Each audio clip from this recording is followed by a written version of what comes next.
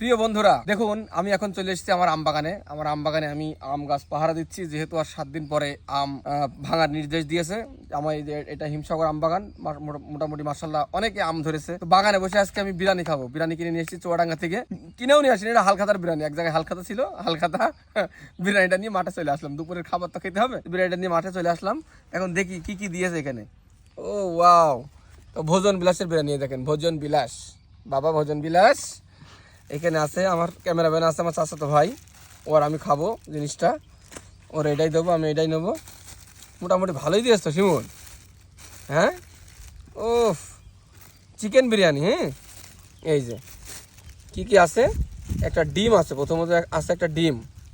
এই যে দেখুন, প্রথমে আছে একটা ডিম, তারপরে একটা চিকেন লেগ পিস, খুব সুন্দর। তারপরে এটা কি দিয়েছে শিমুল, এটা কি গরু মরু দিয়েছে নাকি দেখবেন? হ্যাঁ শিমুল, এটা ছাগলও দিয়েছে রে। বিরাটই ব্যাপার তো, চখাম হালখাতা শিমুল, দুই ভাইয়ের খাওয়া তো হেভি হবে নি। একটু বাড়িতে ভাত নিয়ে আনবে নাকি? যাই হোক, এই যে এইদিকে আমার বাগান একটু দেখাও বন্ধুদের।